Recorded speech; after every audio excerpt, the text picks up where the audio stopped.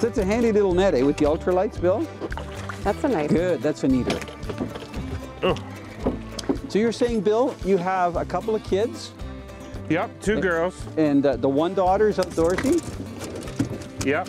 Here, this is the, we call They this. both love the outdoors, but one really enjoys fishing. This gives a whole new meaning to lunch pail. Look, we brought our lunch pail. Perfect. So have you had her out fishing much? Yeah, we get out occasionally, not as much as when we were all younger. Right. Do you think she'd enjoy spending 2-3 days with you at a lodge like this? Oh, I think she would love it.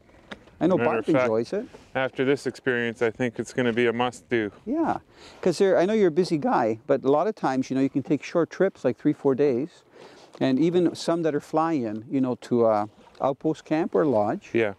Or of course here, Kesagami, this is really nice. Now Barb and Bill are running jigs. What I've got here, and I just landed a fish a little while ago, this is one of the small inline spinners that Lucky Strike makes. And it's got a small hook that's probably a number 4 bait hook that I pinched the barb off. And it's got a 3-inch piece of trigger X. We could be drifting, but what we've done is rigged up our 8-foot piece of wood with a rope. So you see that little rope? I've actually got a stake that goes down into the sand. And I'm surprised that just from the light wave action it hasn't pulled off, but it's been doing well.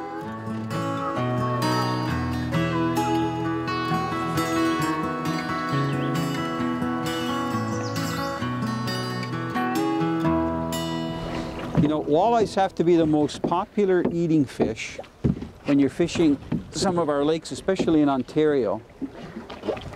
When you find them, you can usually get them in abundance, even though these guys aren't monsters. We were getting fish earlier that were over 18 inches. These are perfect eating size, just like that.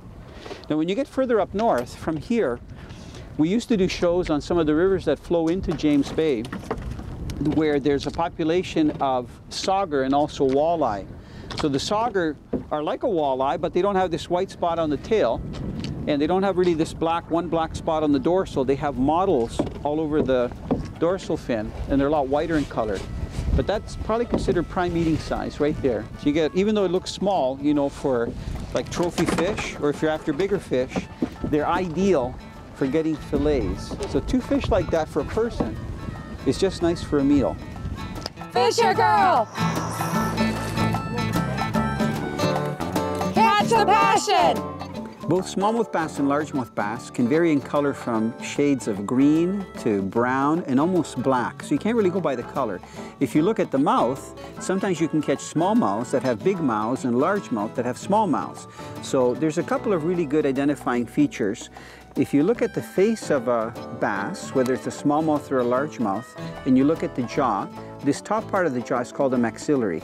On a largemouth bass, the maxillary goes back behind the eye when the mouth is closed. On a smallmouth bass, it ends right below the eye.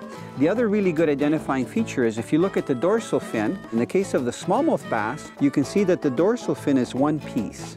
The front one is connected to the back one. That's how you tell the difference between a largemouth and a smallmouth bass. I'm just going to get him back in the water.